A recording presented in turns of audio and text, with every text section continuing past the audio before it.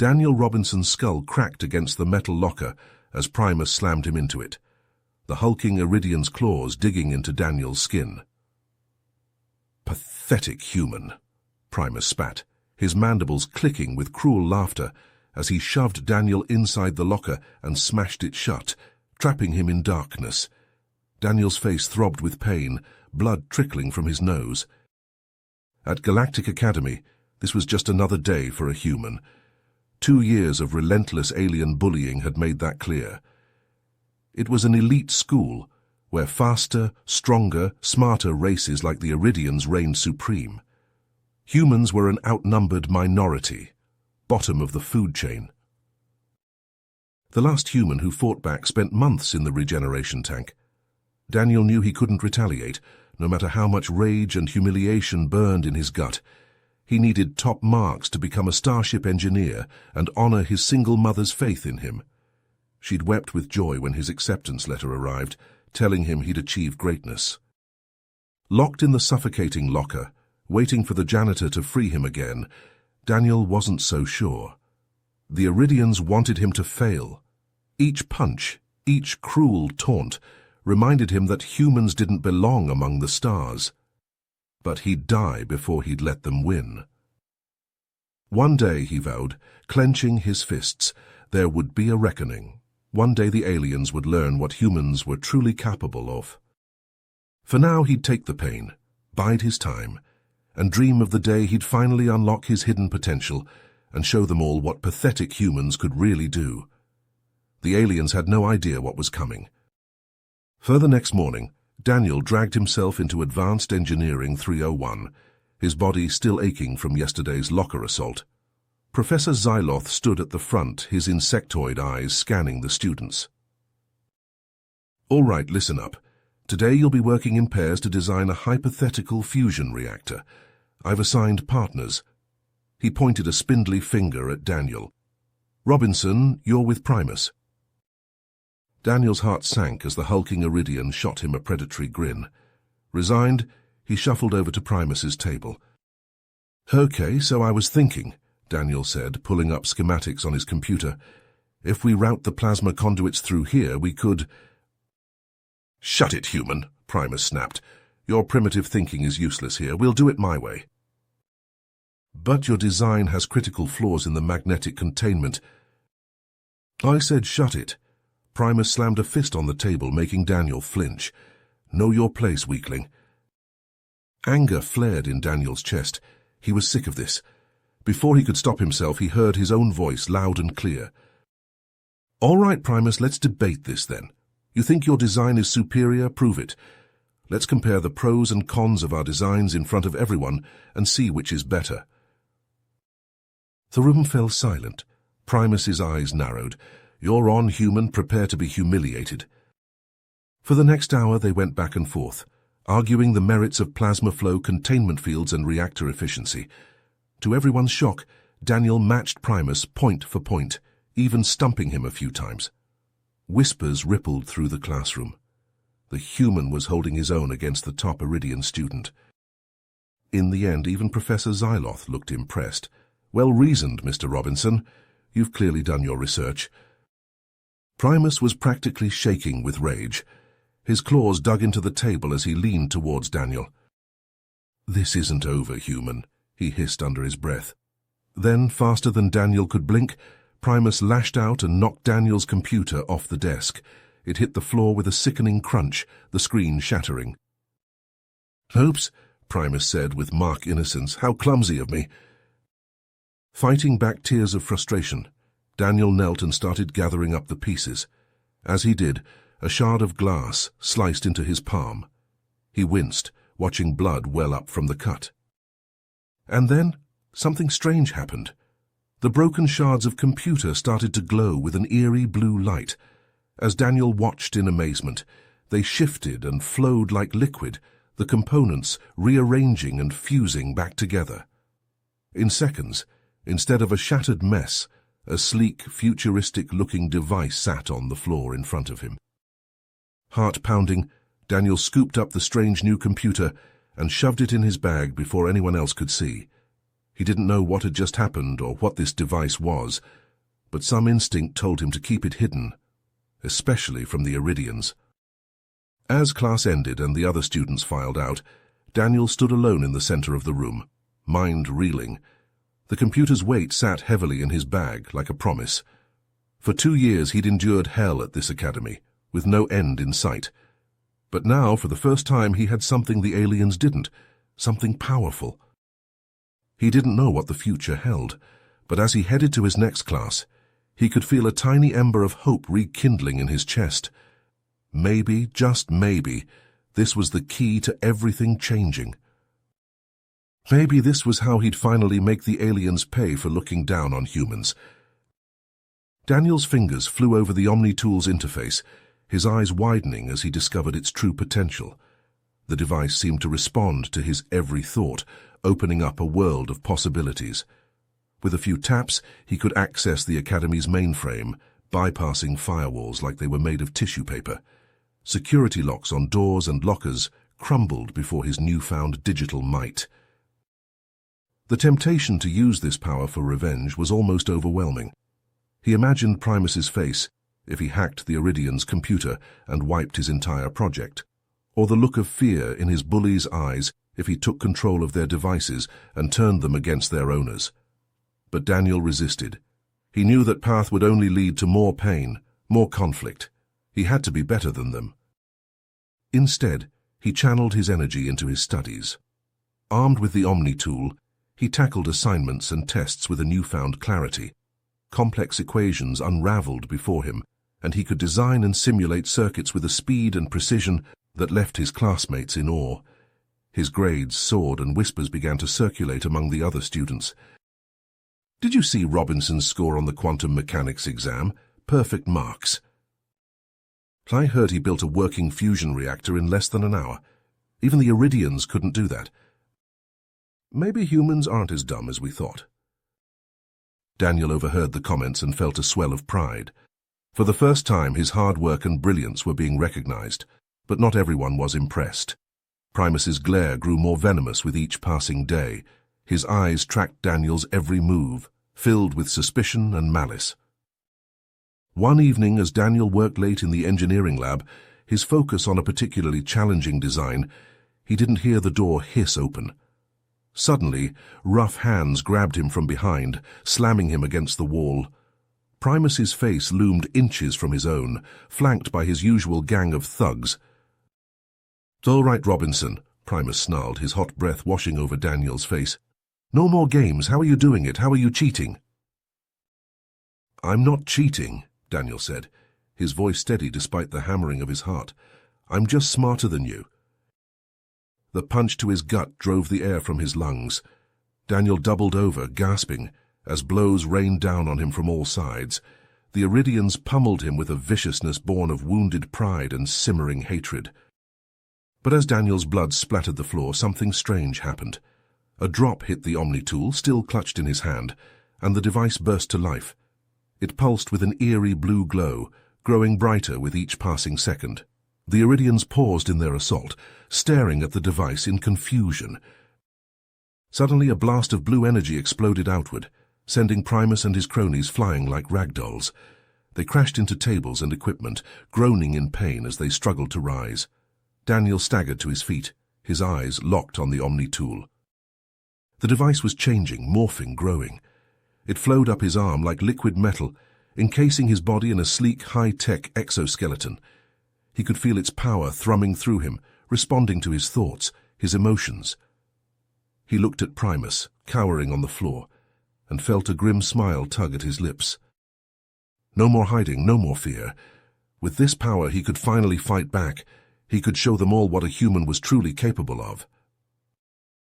Daniel stepped forward, the exoskeleton humming with barely restrained energy. It was time to teach these bullies a lesson they'd never forget. Whispers of the confrontation in the engineering lab spread through the academy like wildfire. Daniel found himself the subject of curious stares and hushed conversations as he walked the halls. Some students looked at him with newfound respect, others with fear or suspicion. But Daniel barely noticed, his mind still reeling from the incredible power he had unleashed. He knew it was only a matter of time before the administration took action. Sure enough, a notification soon pinged on his Omni tool, summoning him before the Academy's disciplinary board.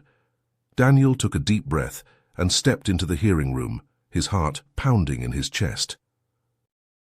The board members sat in a semicircle, their faces stern and unreadable. 3 were Iridians, their scales glinting under the harsh lights.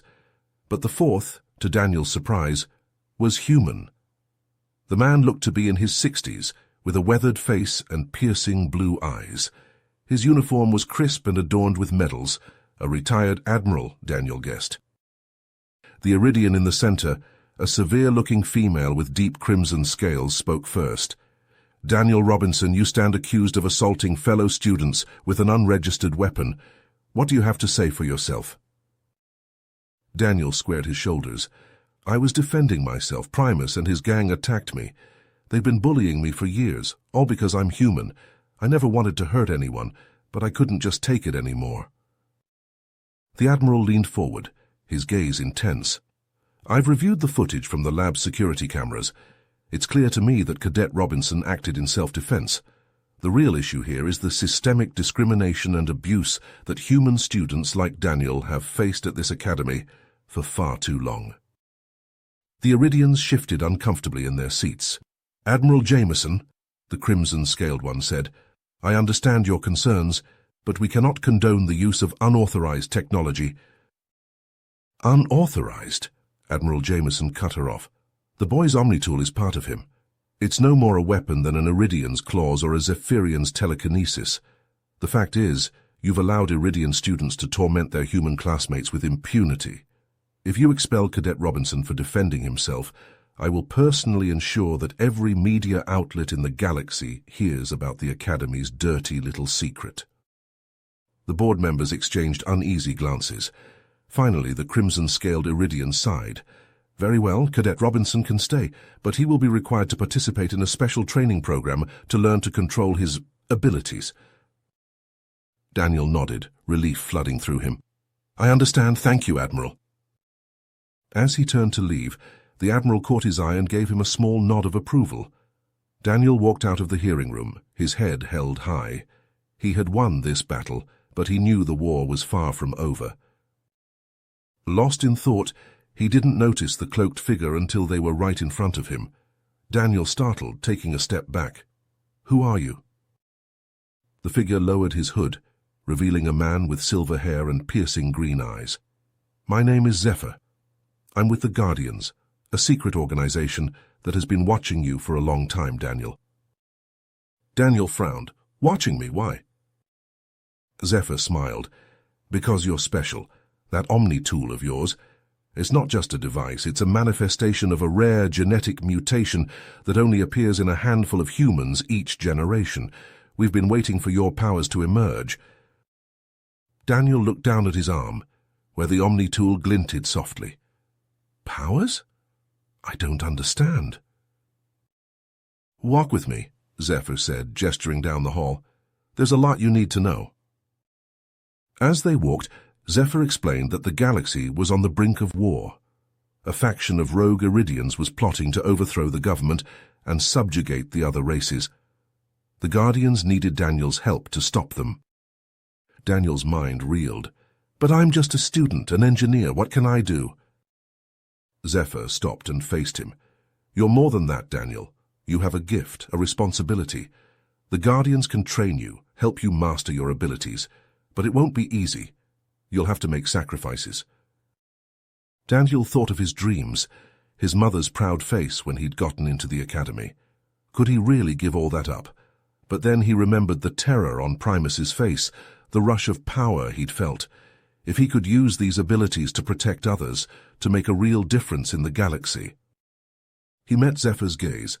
"I'll join you. On one condition, I get to finish my studies. I'll train with the Guardians, but I'm not giving up on being an engineer." Zephyr hesitated, then nodded. "Very well, but understand your life will never be the same. Are you ready for that?" Daniel took a deep breath, feeling the weight of the Omni tool on his arm. "I'm ready," he said. "Let's do this." And with that, he followed Zephyr out of the academy and into an uncertain future. one filled with danger, secrets, and the promise of a power he was only beginning to understand. Daniel's head spun as he tried to balance the demands of his Guardian training with his studies at the academy. Late nights spent honing his combat skills and poring over intelligence reports left him exhausted, but he pushed through, driven by a growing sense of urgency. "There's something big going on," Zephyr said during one of their clandestine meetings. "The Iridians have agents everywhere, even in the highest levels of the Academy administration. We have to find out what they're planning." Daniel and his fellow Guardians worked tirelessly, following leads and gathering scraps of evidence. But every time they seemed to be getting close, the trail would go cold. It was like the Iridians were always one step ahead. Frustration mounting, Daniel racked his brain for a solution, and then it hit him. "The Academy's annual space combat simulation," he said, excitement building in his voice. "It's the perfect cover. We can use it to infiltrate the Iridian base and steal their plans." Zephyr frowned. "It's risky if we're caught." "It's our only chance," Daniel insisted. "We can't let them win." On the day of the simulation, Daniel's heart raced as he and his team made their move. With a few quick taps on his Omni tool, he hacked into the base's defenses, opening a path inside. They fought their way through the corridors, taking down Iridian guards with brutal efficiency. But when they burst into the central command center, Daniel froze. There, standing before him with a triumphant sneer, was Primus. "I always knew there was something off about you, Robinson," Primus said, his voice dripping with contempt. "Turns out you're not just a cheater, but a traitor, too." Daniel's mind reeled. Primus working with the Iridians. It was almost too much to process. "The Iridians are the future," Primus declared, spreading his arms wide. "Humans like you are weak, inferior. You could never hope to rule the galaxy." He fixed Daniel with a calculating stare. "But you're different. You have power. Join us, and I can give you everything you've ever wanted: respect, influence, a chance to put those pathetic humans in their place." For a moment Daniel wavered. After all the abuse or the humiliation, the thought of turning the tables was seductive. He imagined Primus and the others bowing before him, acknowledging his superiority. But then he thought of his mother's face, of the pride in her eyes when he'd gotten into the academy, of the sacrifices his fellow Guardians had made, the friends he'd lost. He couldn't betray them, not for anything. "No," Daniel said, his voice quiet but firm. "I'll never join you." Primus's face contorted with rage. "Then you'll die with the rest of your kind." He lunged at Daniel, and the battle was joined. They traded blows with savage ferocity, each driven by years of hatred and resentment. Daniel could feel his Omni tool surging with power, responding to his desperate emotions. But Primus was strong, and he fought with the ruthless skill of a born warrior. Daniel felt himself weakening, his wounds taking their toll. With a final, desperate effort, he unleashed a massive blast of energy from his Omni tool, sending Primus flying across the room. Daniel staggered, his vision blurring. Around him he could hear the sounds of battle as his team fought the remaining Iridians, but he barely registered them. All he could see was Primus, lying motionless on the floor. It was over. They had won. But the cost had been high. Too high. Daniel looked down at his Omni tool, now cracked and sparking. The device that had given him so much power, but in the end, hadn't been enough. As he stumbled out of the base, supporting a wounded comrade, Daniel felt a grim sense of resolve settle over him. The Iridians had been beaten back, but he knew they wouldn't give up. They would regroup, come back stronger, and he would be ready for them. Because he was a guardian, a protector of the innocent, a defender of justice, and no matter how long it took, no matter how many battles he had to fight, he would never stop until the galaxy was safe. Daniel raised his eyes to the stars, their cold light reflecting off the tears on his cheeks. For his fallen friends, for his mother, for every human who had ever been made to feel weak or inferior, he would keep fighting. Always. You have reached the end of the story. If you enjoyed this story and want to support us, please leave a like and subscribe to our channel, and for every comment that says 88, I will heart every single one of them. Thank you for your time.